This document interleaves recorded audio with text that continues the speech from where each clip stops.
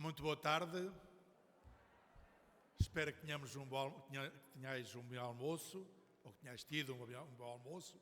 E agora estamos aqui reconfortados para esta última intervenção. É o culminar, e eu penso que é com chave de ouro. Temos aqui Dom Leonardo, que é aqui nosso vizinho, Bispo de Ourense, e o seu secretário, que está aqui connosco também. Quer dizer que tem uma prerrogativa, gosta muito aqui do Alto Minho. É um grande devoto de Nossa Senhora da Peneda. E arrasta sempre muitos dos seus diocesanos para vir até à Peneda. No dia em que ele vem presidir, tem sempre a igreja e o santuário cheio de diocesanos.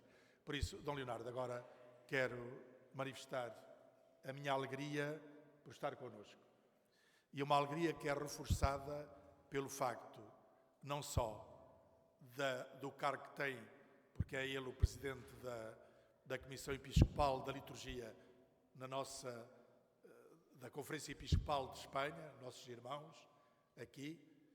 Como eu já disse, está aqui fronteira connosco, e não é fronteira porque é passagem, agora já não há fronteiras, mas sempre nesta relação tão amiga entre todos nós.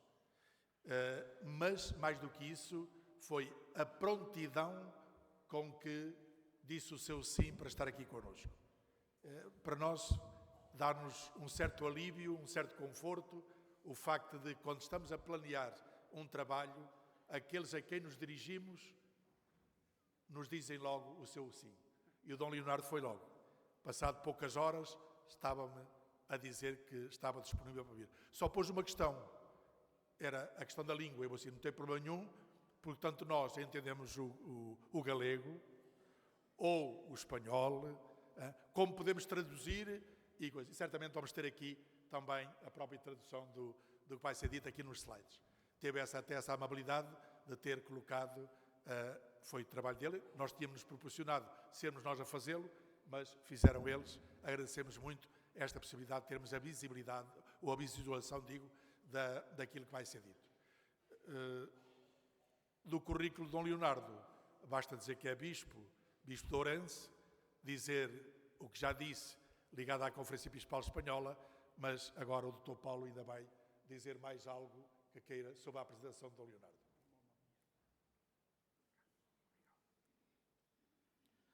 Boa tarde. Eu prometo ser breve, só tenho 20 páginas para apresentar. Mas vocês estão aqui para ouvir o Dom José e não a mim, porque senão, passado um minuto, estariam a dormir. Portanto, de forma muito rápida. O Dom José nasceu em 31 de maio de 1953, na paróquia de Santiago de Baralobre, penso que é assim que está bem o meu galego, província de Corunha, diocese de Santiago de Compostela. Em 19 de 1969 foi ordenado sacerdote, servindo na Arquidiocese de Santiago de Compostela. Depois, em setembro de 1982, foi enviado para Roma para prosseguir os seus estudos e na Pontifícia Universidade Gregoriana, em Roma, obteve a licenciatura em Filosofia e, em junho de 1987, doutorou-se em Filosofia pela Pontifícia Universidade de São Tomás de Aquino, também em Roma. No ano de 1987-88, iniciou a sua carreira docente como professor de Filosofia. Foi capelão da residência universitária Cristo Rei, em Santiago de Compostela, e em 16 de dezembro de 2011, o Papa Bento XVI nomeou-o Bispo de Ourense. E, como disse o Dom João, é presidente da Comissão Episcopal de Liturgia na Conferência Episcopal de Espanha. Termino dizendo só que há um poeta português que diz que nós somos de onde estão as nossas pernas, e, portanto, hoje, Dom José, esta diocese também é sua. Dom Leonardo, agradecemos. Nós hoje tivemos aqui um workshop de inteligência artificial, estava errada porque também dizia Dom José Leonardo, é Dom José Leonardo. Mas prefere Leonardo? Peço desculpa, então não chamarei mais Dom José, Dom Leonardo, seja bem-vindo à nossa diocese, também é sua.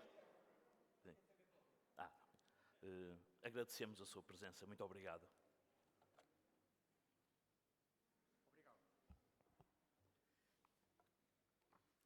Boa tarde. Antes de máis, gostaría de saudar e agradecer a don João Salvador, bispo desta igrexa de Viana do Castelo, igrexa irmá e viciña. Estou moito agradecido á organización deste encontro diocesano de liturxia. Decíalle o meu secretario, cando viñamos para cá, dixe, bueno, co tempo que estamos, sendo domingo, teremos 50 persoas, máis ou menos. Cando cheguei aquí, atopeime con esta gran sorpresa en todos vós. Peço que me perdoen por non falar con a corrección que debería esta belísima lingua portuguesa. Vindo de Ourense, atravesando a fronteira que máis une do que separa, chego a Viana do Castelo con o corazón aberto e o ollar agradecido para falar de liturxía. Ese espazo onde a beleza, o rito e a comunidade se encontran. Inspirado pelo lema que tan ben define esta cidade, quen gosta ben, quen ama fica, e pela promesa cantada por Amalia Rodríguez en Eu hei de ir a Viana, esta presenza é máis do que deslocazao geográfica, é, sobre todo, un encontro. Porque cando a fe se celebra e a palabra se partilla, descobrimos que non somos estranxeiros, somos peregrinos que por instantes encontran casa. A introdución deste tema, ao emprender a tarefa de reflectir, pelo menos teóricamente, sobre cual debe ser a contribución que a comunidade cristá é chamada a desempeñar no apoio e na revitalización da nova tarefa evangelizadora, debemos necesariamente voltar o noso ollar para a sociedade actual. Embora, para algúns, esta reflexión posa estar fora de lugar, a realidade móstranos que non é así. Pois toda a preocupación teolóxica debe estar encarnada dentro de horizontes determinados. Caso contrario, poderíamos cair nunha especulación allea á realidade, sobre todo ao tentar levantar unha cuestión tan propositiva como esta, que consiste en responder como a comunidade creente pode contribuir a través do exercicio do ministerio para a evangelización da sociedade contemporánea. Esta realidade tamén afecta de maneira especial a problemática suscitada sobre os ministerios na Igrexa e como, a través deles, a comunidade cristá pode contribuir para o proceso da nova tarefa evangelizadora e, de maneira particular, como se poden propor no momento actual eses novos servizos ou ministerios leigos no interior das nosas comunidades. Se pretendemos ser realistas e non ignorar que as nosas estruturas comunitarias están inmersas nesta galaxia digital que está a condicionar, para ben ou para mal, todas as relacións individuais e comunitarias, é necesario que paremos por algúns momentos, como xa foi dito, para refletir sobre o impacto que as chamadas tecnoloxías emerxentes están a ter nas nosas comunidades. O chamado transhumanismo está a afectar e a xerar unha nova antropoloxía e, como consecuencia, a esperanza, a inmortalidade e as relacións persoais e comunitarias gañan un novo sentido. Así, arrastrado por un individualismo, a graxa de Deus deixa de ter sentido, pois a persoa acredita que xa non precisa das mediacións religiosas, dos ministerios, que considera sen sentido, pelo que cualquier tipo de ministerio, sexa ordenado ou leigo, inclusive a comprensión da salvación eterna, experimenta un sentido estrictamente inmanente.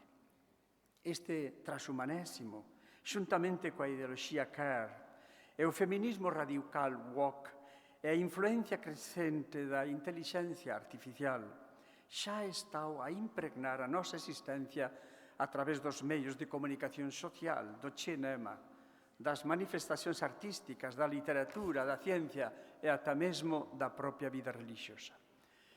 Da mesma forma, eu ousaría dicir que tamén condicionan todo o traballo pastoral, de tal forma que todos os esforzos que nós, pastores e os xentes de pastorais, realizamos para criar ou fortalecer estruturas de comunión e servizo, se deparan con este sustrato que non é mera suposición especulativa, mas unha realidade condicionante da vida eclesial. Estas situacións xeraran o caldo de cultura adecuado para chegar a unha transformación da forma de pensar e agir das nosas crianzas, dos xovens, das persoas maduras e ata dos idosos, que están a normalizar de forma lenta, mais progresiva, todas estas ideas. E no medio desta sociedade, con esta mentalidade, somos chamados a realizar a tarefa evangelizadora. Como podemos facelo? As nosas comunidades cristás ten vitalidade suficiente para responder ao desafío que a sociedade actual nos apresenta? Os ministerios establecidos na Igrexa son capaces de anunciar o Evangelio de forma renovada? É necesario que, tendo en conta este ambiente tan complexo, nos deixemos levar por unha imaginación creativa na hora de suscitar novos ministerios leigos para que se realice esa Igrexa en saída? Ou tal vez prefiramos continuar situados nunha abordaxe confortável e excesivamente clerical da situación? Alcance dos ministerios. A partir da chave do batismo, todos os bautizados, Cristi fideles, tanto pastores como feis leigos e membros da vida consagrada, somos chamados a camiñar xuntos. É a partir de aí que se define o carácter sinodal de todo o pobo santo de Deus e de cada igrexa particular. E é precisamente no batismo que se encontra a raíz do ministerio eclesial. Do bautismo brotan, como da súa fonte originaria, as raíces da comunión. Unidade, pluriformidade é un binomio que se caracteriza pela presenza simultánea da diversidade e da complementariedade das vocacións e condicións de vida, dos ministerios, dos carismas e das responsabilidades na Igrexa. Esta non é unha dialéctica exclusiva, ma moito pelo contrario, é originaria. Isto é, o batismo xera unha unidade entre todos os fiéis e daí xurxe a verdadeira fraternidade batismal. Carismas, ministerios, servicios e funcións, todos xuntos, dun forma complementaria. Como xa dixemos, todo o ministerio eclesial ten as súas raíces no batésimo. É fortalecido con o don do Espírito na confirmación, mantense e crexe constantemente con a participación da Eucaristía, que é onde se experimenta o ser un en Cristo. Neste sentido, cuán interesantes son as palabras do Papa Francisco ao lembrarnos que non existe identidade plena sen pertenecer a un pobo. Por iso, ninguén se salva sociño, como individuo isolado. Consecuentemente, só na comunión e no misterio da Igrexa se comprende de maneira correcta a relación entre a unidade e a pluriformidade de funcións e ministerios na Igrexa. Gramática dos ministerios. Vou tallando parte da miña exposición escrita porque os 50 minutos non dan para máis. A pesar dos anos volvidos desde o Vaticano II e da renovación teolóxica que este evento supós no seo da Igrexa, aínda hoxe, na gran maioría dos crentes, cando se fala de ministerios, enténdese que se refere a un grupo selecto de homes que foran ordenados para prestar un servicio á comunidade eclesial. En contrapartida, convén ter en conta que as raíces dos ministerios ten o seu fundamento no propio Cristo, que se presenta como un mestre que se torna servo. Aquele que se sente chamado a exercer un ministerio na comunión da Igrexa debe saber que esta función non é para estar encima dos outros, mas para ser servidor de todos a maneira de Xesús Cristo. Este é un bon criterio de discernimento, tal vez o primeiro e máis simple, na hora de avaliar a autenticidade do chamamento de un batizado ao exercicio de calquer ministerio ao servicio da comunidade. Convén precisar que nesta nova tarefa, como discípulos misionarios, os leigos ten moitas oportunidades para exercer o apostolado da evangelización e da santificación. A súa misión e o ministerio dos pastores complementanse mutuamente. Alén diso, os fiéis leigos tamén participan nas actividades eclesiais con o seu testemunho coherente de vida, tanto persoal, familiar, social e no campo político. É preciso mencionar que o estipulado no Código de Direito Canónico e posteriormente na exhortación apostólica Christi Fidelis Laici xenerou algunhas cuestións en relación aos ministerios. Con o obxectivo de resolver este problema, o Papa Xoán Paulo II ordenou a promulgación da Instrucción Ecclesiae de Ministerio. Ecclesiae de Misterio, documento no qual interviran de forma sinodale 8 dicasterios da Santa Sede. Un dos motivos era esclarecer ben o conceito de ministerio no ámbito teolóxico e canónico. Convén suliñar, por tanto, que o fiel na ordenado pode asumir a denominación de ministro apenas cando é chamado pela autoridade competente para desempeñar unha función de sustitución, especialmente no caso de haber escasez de ministros ordenados.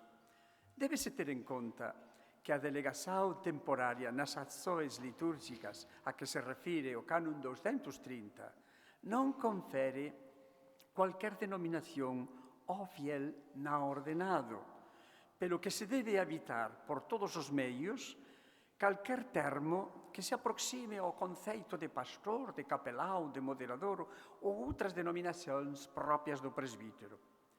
É un facto que a misión de Xesús debe ser continuada ao longo da historia e que esta non é apenas responsabilidade dos apóstolos e dos seus sucesores os bispos con os seus colaboradores, os presbíteros, e, na súa medida, os diáconos.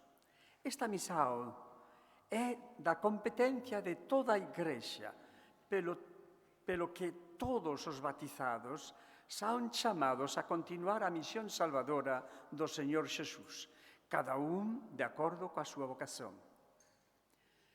Isto significa que a pluralidade ou pluriformidade de carismas, servizos, funcións e ministerios que existen na Igrexa responden á vontade do propio Cristo e constituen unha resposta que a Igrexa debe dar en cada momento da súa historia. Podemos dicir que o ministerio é un don de Deus que Deus concede á Igrexa e que faz parte da súa esencia. E esta, a Igrexa, en virtude da súa misión, o confere a algúns dos batizados. Os ministerios nos últimos documentos da Igrexa. Embora sexa verdade que cada batizado é membro de Cristo e da Igrexa, e que cada cristão pode receber dons e carismas, non podemos esquecer un principio fundamental que está en vigor desde os primórdios do Evangelio. A cada un, di Pablo, a cada un é concedida a manifestación do Espírito para o ben común. É conveniente distinguir entre servizos e ministerios. Sí, distinguir para clarificar. Cando falamos de servizos, referímonos a unha serie de funcións e actividades espontáneas que non ten unha regulamentación formal e que habitualmente son realizadas nas celebracións litúrgicas, especialmente. Por súa vez, Os ministerios presupoen naqueles que se senten chamados unha certa edificación e exixen unha preparación e cualificación adecuadas, un período de discernimento que debe ser realizado pela comunidade e confirmada polo bispo, para que a persoa designada posa desempeñar unha misión concreta que presupón un certo compromiso e tamén estabilidade no seu desempeño. Na realidade, convén ter en conta que todo o ministerio é un servizo, mas nen todo o servizo se torna necesariamente un ministerio. Nese sentido, no último documento final do sínodo, dinos que nen todos os carismas deben ser configurados como ministerios, nen todos os batizados deben ser ministros, nen todos os ministerios deben ser instituídos. Os ministerios deben estar sempre ao servicio do misterio de Xesucristo, daquel que se tornou pobre para que nos enriquecer con a súa pobreza, para nos enriquecer coa súa pobreza. E non deben ser vividos como se fosen unha honra ou un estado de superioridade en relación aos outros membros da comunidade.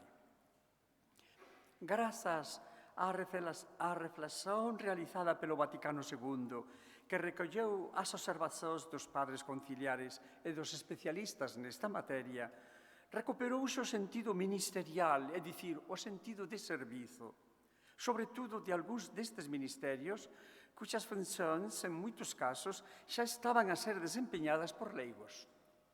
Paulo VI, con o motu propio Ministeria Quaedam, determinou que as chamadas ordes menores, a partir do 1 de xaneiro de 1973, fosen reducidas ao leitorado e ao acolitado, e que estas, a partir daquel momento, fosen consideradas ministerios, non órdenes, como a característica de seren ministerios leigos, e que os candidatos ás ordens sagradas xa non serían ordenados, mais instituídos no Ministerio do Leitorado e do Acolitado.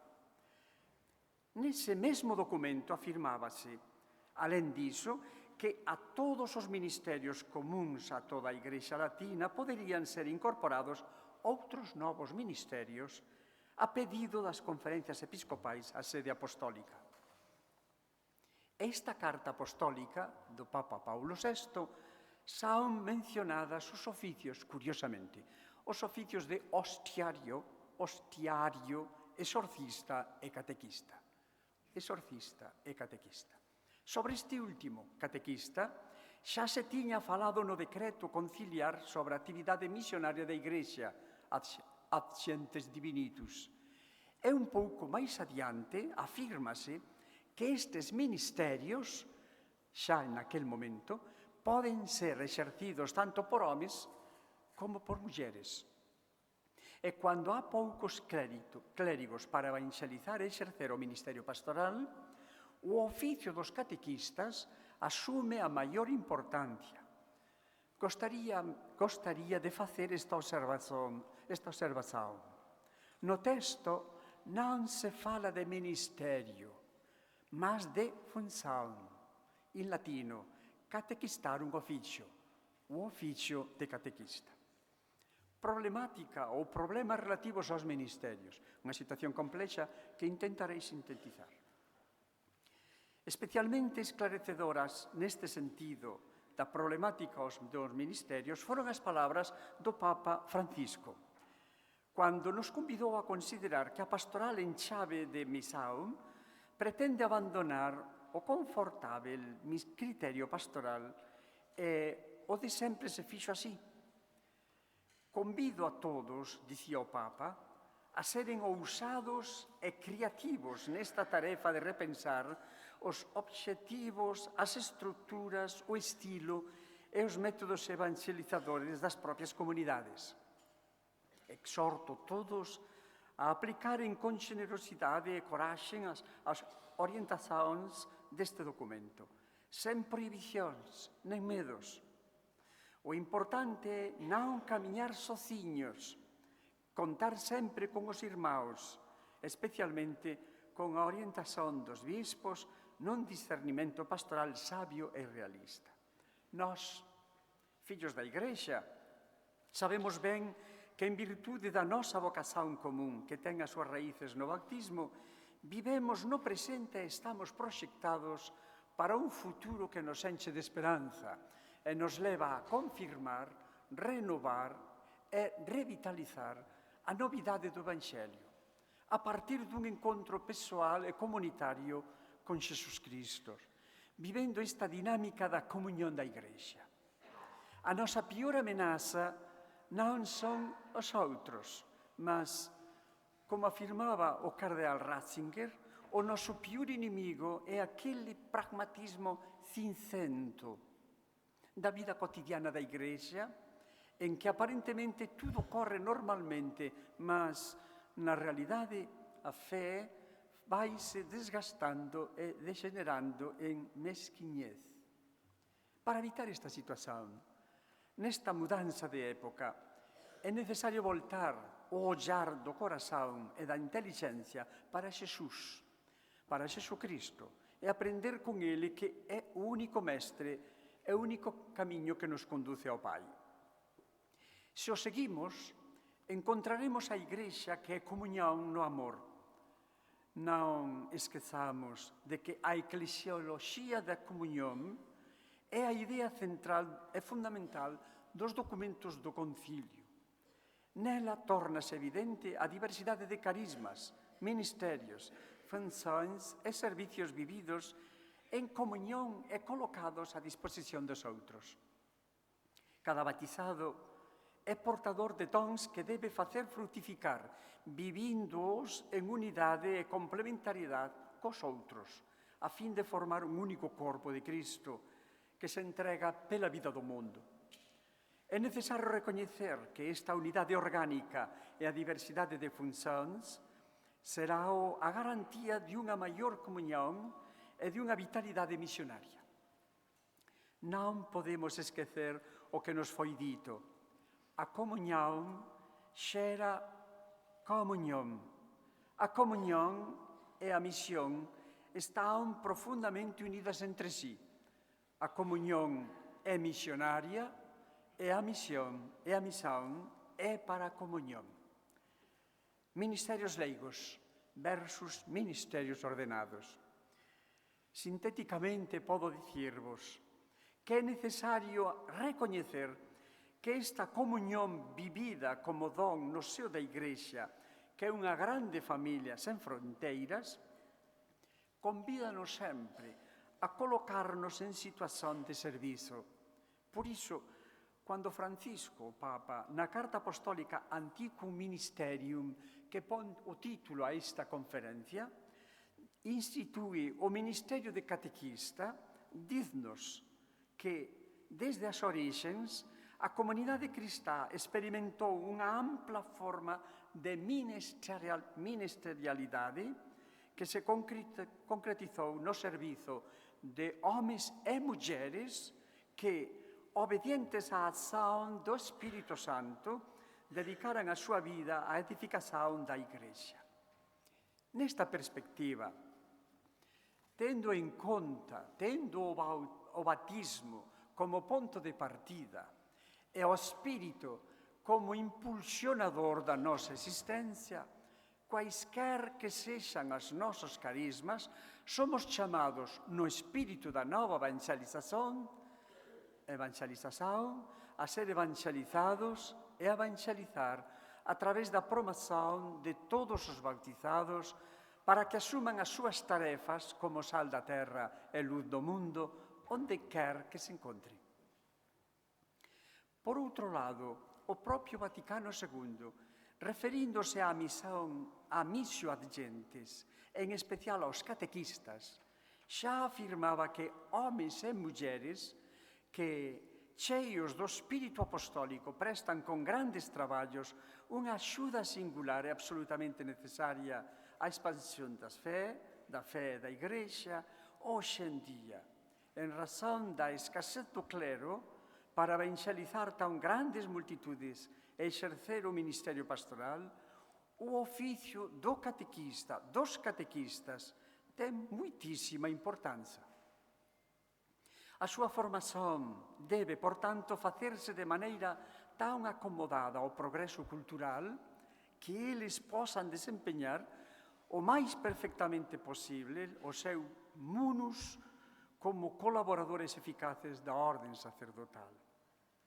Isto o que di o decreto Ad Gentes do Vaticano II. No texto conciliar, tal como no decreto Ad Gentes Divinitus de que falamos anteriormente, pode constatarse a diferenza entre catequistar un officium e un ministerio pastoral, é dicir, o oficio do catequista e o ministerio dos pastores. Actualmente, corremos o risco de apresentar a necesidade da institución de un ministerio leigo como unha realidade necesaria debido á escasez de ministros ordenados. Colocar a cuestión desa forma sería, máis unha vez, cair no clericarismo máis groseiro. Non podemos esquecer que, na realidade, os ministerios leigos non poden ser unha especie de sustituto do ministerio sacerdotal ou diaconal, ou unha simple sustitución debido á escasez de ministros ordenados, mas que o seu valor é unha expresión existencial da riqueza carismática da Igrexa e que brota daquela realidade común a todos os cristãos que é o bautismo.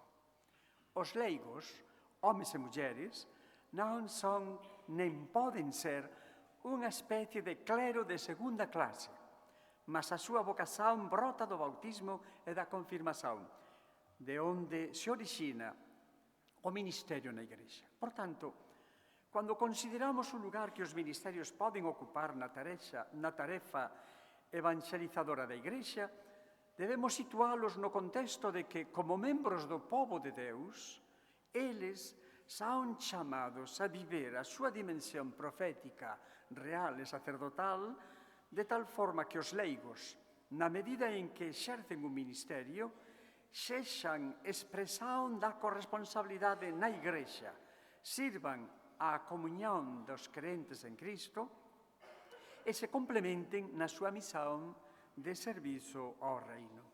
Nese sentido, gostaría apenas dizer que é necesario empeñarse en cuidar da formación a todos os niveis. Non só os ministros ordenados deben estar actualizados en cuestións doutrinais e morais sen descuidar a doutrina social da Igrexa, mas debemos ser máis exixentes na hora de ofrecer unha formación intensa aos axentes pastorais, a todos os leigos e aos membros da vida consagrada. Estou convencido de que só unha formación adecuada e seria xerará unha descoberta e revalorización dos ministerios leigos nas comunidades cristás e lles dará maior importancia. Ministerios ao servicio da comunidade. Todo ministerio, por definición, está ao servicio da comunidade, ou sexa, debe procurar a edificación da Igrexa e servir á misión, construir o reino. Todo ministerio recibido, vivido e exercido na Igrexa é unha participación no misterio de Xesucristo, pastor, mestre e servo humilde e totalmente sacrificado pela salvación de moitos. Este debe ser o criterio fundamental que debe iluminar toda a rica problemática sobre os ministerios. No instrumento laboris da segunda sesión do Sínodo dos Bispos foi apresentada esta reflexión para o estudo. Así decía,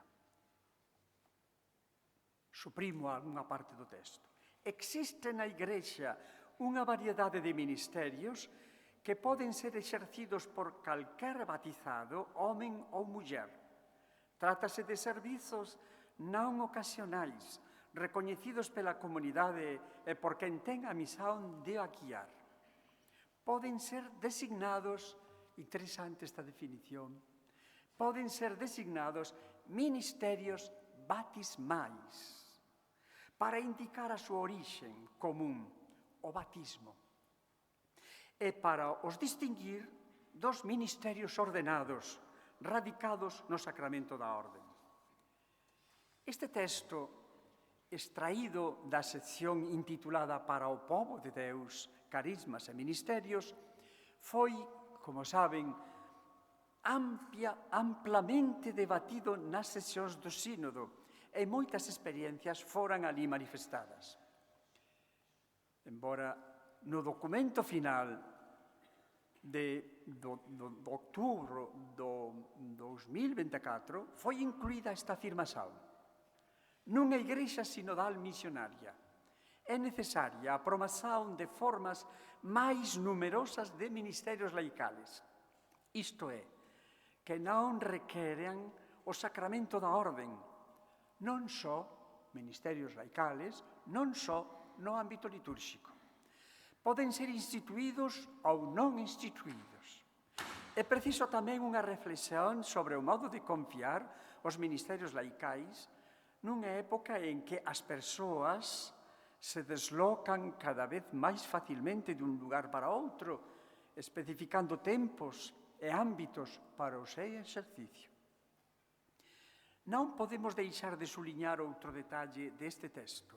Refíriome ao facto de falar de ministerios baptismais, non ministerios laicales. Ministerios baptismais e non ministerios leigos. Esta afirmación é teolóxicamente moito importante e creo que debemos habituarnos a chamalas así. Porque os ministerios dos fiéis cristãos brotan do sacramento do bautismo e de teren recibido a iniciación cristá completa. Non brotan do facto de seren leigos. Por iso, algún propõen modificar esta terminoloxía. Ministerios leigos, mellor, ministerios bautismais.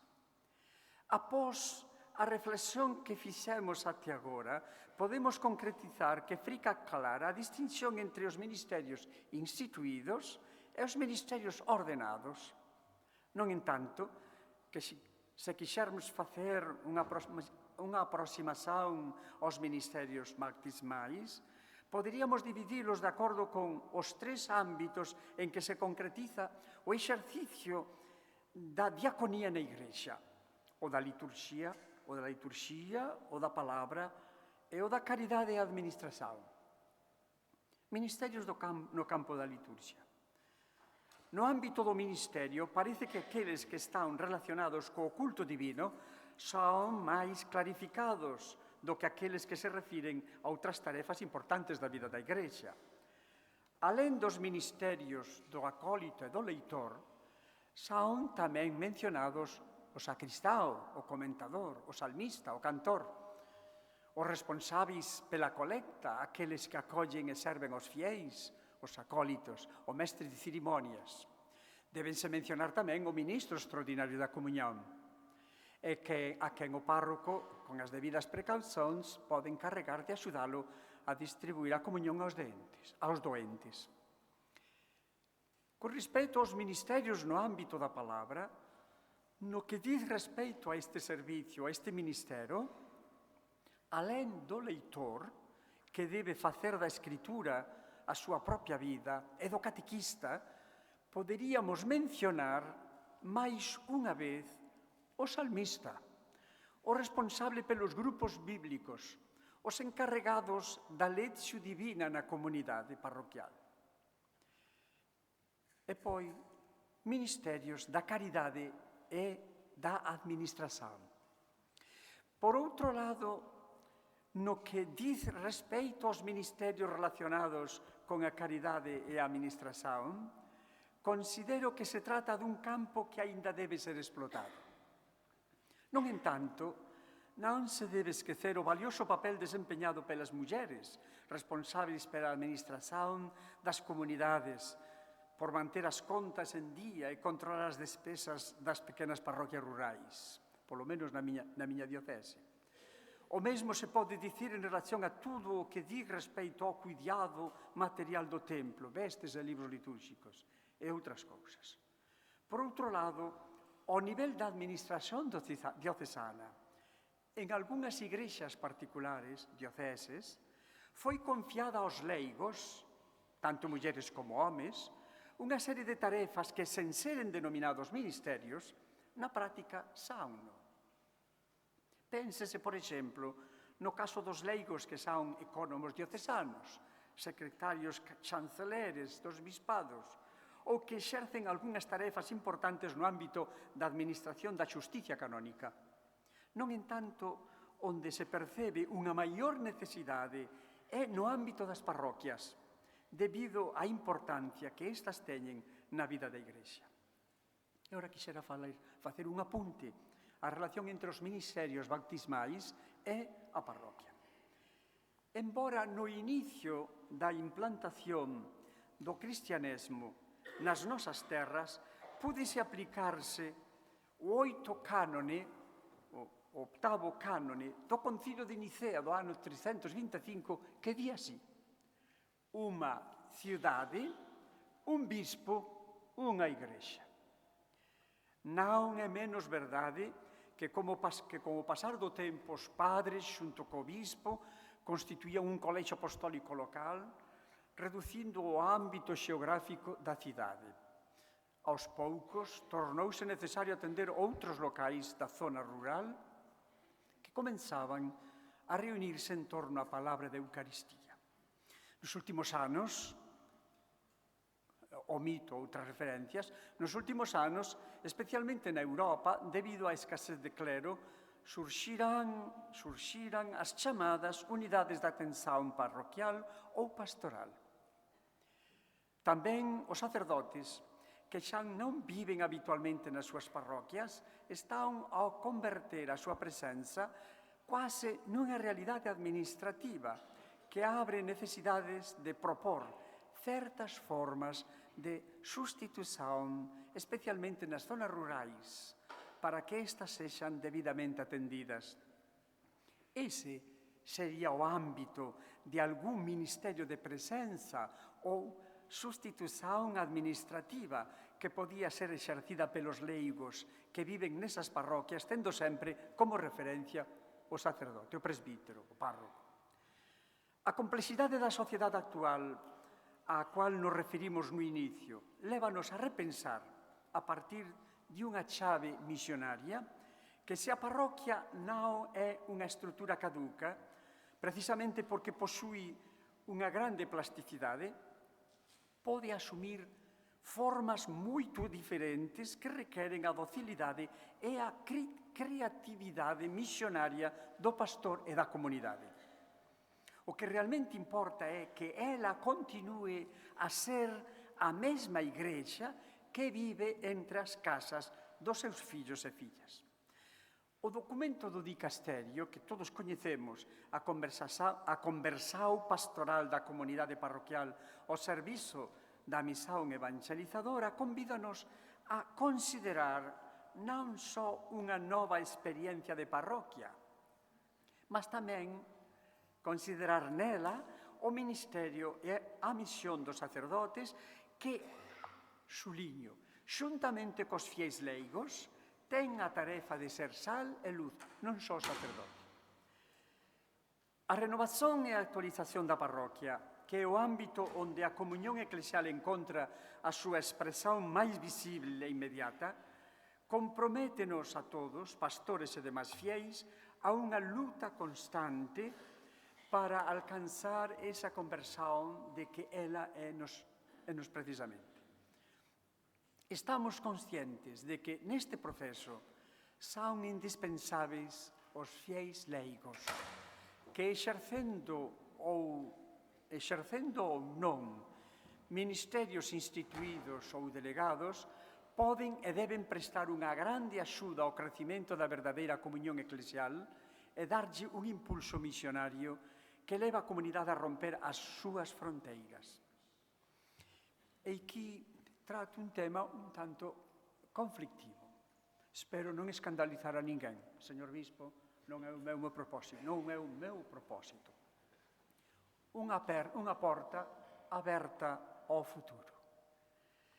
Se há algún ámbito da realidade eclesial onde o ministerio dos leigos debe ser sentido e realizado, ese lugar é a parroquia. Todos saben que a parroquia torna visible a igrexa que está fundamentada nun determinado lugar, onde se debe inculturar ou encarnar o Evangelio, celebrar a Eucaristía e tomar presente o ministerio ordenado, o sacerdote, o párroco. Se aplicamos estes 3 criterios, percebemos que algunhas das nosas comunidades non poderían ser denominadas parroquias, pois carecerían de algún deses elementos fundamentais. Non entanto, se esas pequenas comunidades existen, al menos na miña diocese, é un deber de caridade e de xusticia prestarles atención e exercer tamén con elas caridade pastoral. Perante esta perspectiva, e tendo en conta a escasez de clero, non será necesario estudar a posibilidade dun ministerio leigo non ordenado que possa desempeñar unha función semellante á do párroco, e como seu delegado nunha desas comunidades que por veces se encontran abandonadas? Colocamos esta cuestión após da leitura atenta da Constitución Apostólica Predicate Evangelium do Papa Francisco. Nela é nos dito que o Papa, leo literalmente, o Papa, os bispos e os outros ministros ordenados non son os únicos evangelizadores na Igrexa. Eles saben que non foran instituídos por Cristo para se encargaren por si sós de toda a misión salvadora da Igrexa para con o mundo, punto de referencia destas xornadas. Todo cristão, en virtude do batésimo, é discípulo misionario na medida en que encontrou o amor de Deus en Cristo Xesús. Non se pode deixar de ter iso en conta na actualización da curia. El fala da curia romana. Pelo que a súa reforma debe prever o envolvimento de leigas e leigos, mesmo en funcións de goberno e responsabilidade. E non só iso, mas máis adiante chega a afirmar: cada institución curial cumpre o propio misión en virtude do poder recibido do Romano Pontífice, en cuxo nome actúa con poder vicario no exercicio dos seus munus primacial. Por esta razón, cualquier fiel pode presidir un dicasterio ou un organismo no respeito da peculiar competencia, poder de goberno e función dos mesmos. Agora afirmo, por analoxía, podemos preguntarnos: tería un obispo capacidade xurídica para instituir un leigo, sexa home ou muller, con un ministerio a través do cual este pudese exercer algunha función delegada ou de rexencia sen que fose necesario receber o sacramento da orden? Se na curia romana calquer fiel pode rexer un dicasterio, unha vez que o Romano Pontífice lle confere esa capacidade xurídica, pódese argumentar que a mesma posibilidade pode ser exercida por un bispo diocesano diante da falta de clero para instituir un leigo en virtude do seu sacerdocio baptismal e así poder realizar o traballo de delegado, rexente ou administrador xurídico de unha parroquia ou dunha unidade de asistencia parroquial, agindo en lugar do párroco sen necesidade de receber o orden sagrado. Evidentemente, debería sempre ter un sacerdote como punto de referencia para a administración dos sacramentos e celebración da Eucaristía. A misión deste leigo sería única e exclusivamente administrar os bens da parroquia e xerir tudo o que pode ser feito sen necesidade de exercer o ministerio da orden, preocupándose mesmo con atención material do sacerdote ou sacerdotes, de modo a que estes pudesen dedicar todo o seu tempo a desempeñar con maior diligencia a dedicación ao exercicio do seu ministerio. Evidentemente, esses leigos terían de prestar contas da súa xestión ao bispo de forma periódica. Sería necesario propor, como afirman algúns, a institución dese ministerio de rexencia ou de delegación, ficando así claramente afirmada a diferenza esencial entre o ministerio bautismal instituído e non ordenado e o sacerdocio ministerial, que é o que recibe o sacramento da orden.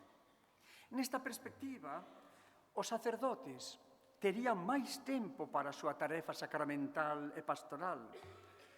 Poderían ouvir e acompañar con maior tranquilidade os fiéis. Evidentemente, iso exixiría que os presbíteros se libertasen da súa mentalidade individualista excesivamente clerical e que fosen conscientes de que non foran ordenados para mandar, nen para realizar obras físicas de restauración de templos ou administración de centros de día, lares de idosos, e na miña diocese, a administración dos cimiterios. Mais do 90% dos cimiterios da provincia de Ourense, todos son eles administrados por sacerdotes, porque forman parte das parroquias. Iso é un traballo complicadísimo. Mas que o seu ministerio só faz sentido no servicio á Igrexa particular, onde son necesarios, onde é necesario, e como construtores da comunión dos fiéis en torno do bispo, tal como se vivía nos primeiros séculos do cristianismo. Con este ministerio, os presbíteros poderían dedicar máis tempo, como dixen, do que lles falta na situación actual e ocuparse do que é máis específico do sacerdocio. Aquilo que non pode ser delegado a ninguén. Celebrar a Eucaristía, que é a súa función específica, principal e indelegable.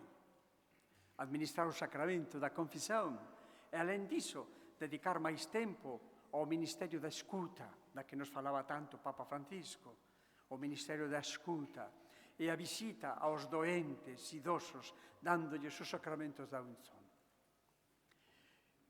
Neste sentido, convén lembrar que os leigos poden anunciar a palabra, ensinar, organizar as súas comunidades. Estou lendo un parágrafo de Querida Amazonia do Papa Francisco. Digo, os leigos poden anunciar a palabra, ensinar, organizar as súas comunidades, celebran algúns sacramentos, buscar diferentes canais para a piedade popular, facer as novenas e desenvolver unha infinidade de dons que o Espírito derrama sobre eles, mas eles precisan da celebración da Eucaristía, porque ela faz a Igrexa. Por outro lado, os ministerios leigos serían temporarios, ao contrario do que acontece co ministerio ordenado, que é definitivo. Andamos ben. Conclusión.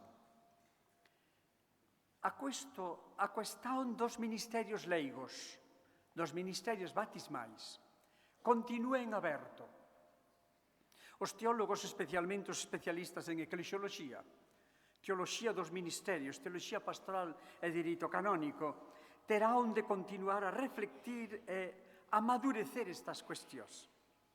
Os pastores, por súa vez, deberían preocuparse máis con que tanto o clero como o resto dos fiéis teñan unha formación continua, cuiden da súa espiritualidade sinodal e así posan abrirse a esa aventura creativa que implica estar sempre situados nas coordenadas da conversao pastoral e afastarse dese criterio que tantas veces cristaliza situacións que son un entrave en todo o proceso evangelizador.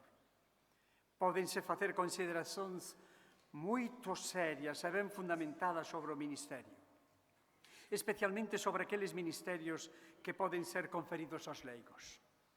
Non entanto existe un problema grave que é imprescindible resolver previamente, antes de cualquier aplicación de criterios pastorais renovados. Antes de tomar unha decisión é necesario refletir seriamente sobre as necesidades de algúns deses ministerios e a súa operacionalidade. Por outro lado, os ministerios leigos non poden ser concebidos como realidades suplementares, ou sexa, non podemos apresentalos como se fosen a solución para a escasez do clero, pois mesmo que tivésemos moitos leigos con unha auténtica vocación para o exercicio do ministerio bautismal, de acordo con os seus carismas e dons, que deben estar sempre ao servizo da comunidade, nen todos os problemas serían resolvidos, pois sempre nos depararíamos con a necesidade de poder celebrar a Eucaristía. Porque, meus queridos amigos, sen Eucaristía non há Igrexa. E só a Igrexa, a través do sacerdote, pode facer a Eucaristía. A institución de un ministerio ao servicio da comunidade presupón unha preparación seria. E, alén diso, é imprescindible unha situación emocional estable. Situación emocional estable. Non sei o que lle sucederá a Monseñor Labrador, pero tantas veces propóñenme para recibir o ministerio diaconal ou facer o ministerio a persoas que non hai un pouco de equilibrio emocional. Non pode ser. O ministerio na Igrexa é unha cousa seria. Por tanto, é imprescindible unha situación emocional seria. Só poden ser recibidos e vividos cando contemplados na perspectiva do servicio, cuxo modelo é o Señor que non veio para ser servido, mas para servir. O exercicio do ministerio debe estar intimamente ligado ás tarefas formativas, catequéticas e solidarias. Isto significa que o seu exercicio debe ser vivido de forma transversal dentro da actividade da Igrexa e non como constitución de un laicado clericalizado, que con o tempo pode acabar por transformar a Igrexa nunha empresa de fácil colocación. Temos que aprender, porque o problema téñenos os nosos irmáns da Germania. Mas convén precisar que antes de se considerar, estou a finalizar, antes de se considerar a posibilidade de admitir os leigos ao exercicio dos ministerios, é necesario transmitirlles a necesidade de unha sólida formación. Así como os candidatos ao ministerio ordenado deben pasar por un longo, non quero dicir que os leigos vayan ao seminario, pero si deben ir aos centros académicos, aos centros de estudos. Así como os candidatos ao ministerio ordenado deben pasar por un longo período de formación humana, espiritual, académica, pastoral e psicolóxica. É importante a importancia dos ministerios leigos ou ministerios bautismales non é igual, exixe unha preparación quasi semellante. Non é necesario licenciarse en teoloxía, pero é moi importante saber teoloxía. Senón, que clase de catequesis facemos? E como podemos acompañar un grupo bíblico? E así como o ministerio ordenado non é igual ao leigo, tamén non debería ser o seu íter formativo, mas debería ser adaptado ás exixencias que tal ministerio implicaría. Isto non significa que a formación do aspirante ao ministerio bautismal sexa de nivel inferior aos dos candidatos ao ministerio ordenado, mas que debe ser orientada para a súa especificidade na vivencia do ministerio bautismal. Finalizo. Os ministerios laicales, os ministerios bautismales, recoñecidos e acompañados, deben sustentar e impulsionar, que palabra máis fermosa, impulsionar o papel evangelizador da comunidade, A súa misión é tornar a Igrexa máis Igrexa a través da celebración da Eucaristía, dos outros sacramentos e sacramentais. Na medida en que os leigos fagan o traballo que ocupa tanto tempo os nosos padres, as Eucaristías serán mellor feitas. Eu coñezo algún sacerdote que na mañá dos domingos, no carro, no coche, no carro, anda dun lugar para outro, celebrando misas de 15 en 15 minutos ou de 20 minutos. Mas isto non pode ser dignidade eucarística. Por conseguinte, a súa misión é tornar a Igrexa máis Igrexa a través da celebración da Eucaristía, dos outros sacramentos e sacramentais. Eles son chamados a ser impulsionadores activos da pastoral vocacional e desa forma realizar a súa vocación como discípulos misionarios sempre abertos á misión onde quer que o bispo os envíe e as necesidades da Igrexa os reclamen. Non se pode ser ministro é para a miña parroquia, mas por exixencia da súa vocación bautismal deben estar abertos a romper as fronteiras do seu territorio existencial. Non nos esquezamos de que todo ministerio existe para a comunidade e a partir da comunidade e na perspectiva de unha auténtica espiritualidade sinodale deben estar abertos a toda a Igrexa, senón non son ministerios bautismales. É unha especie de búsqueda de certos adornos clericales aos leigos. Por iso, se son auténticamente chamados a exercer e vivir o ministerio, deben ser humildes, prestáveis, ben formados e ser vínculo de unión entre os presbíteros, os membros da vida consagrada, os outros fiéis leigos e o bispo. Boa tarde.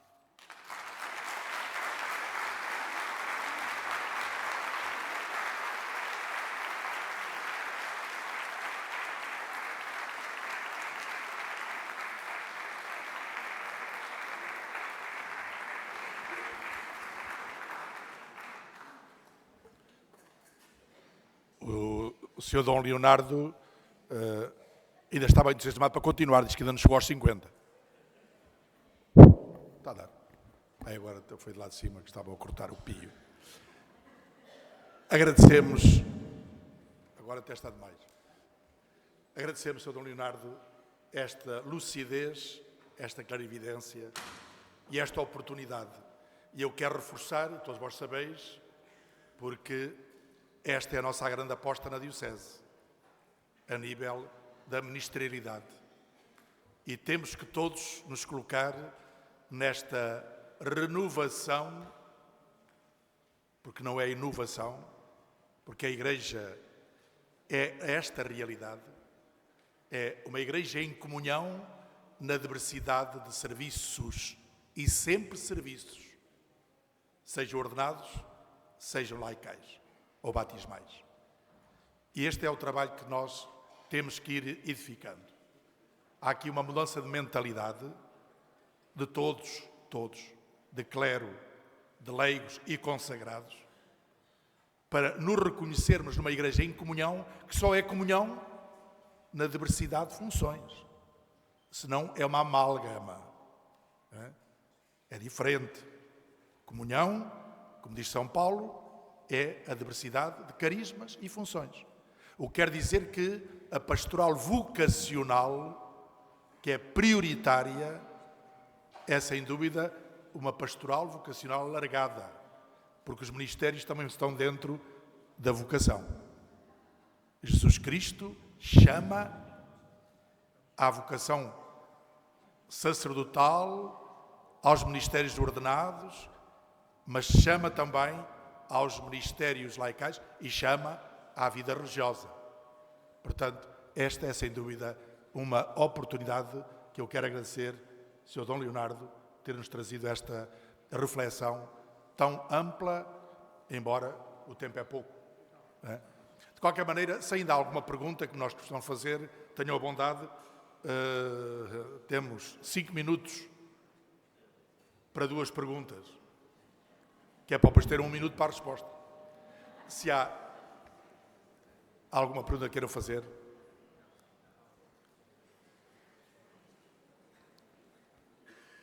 Eu costumo dizer, está tudo claro, não é? Está tudo claro, mas está muito por fazer.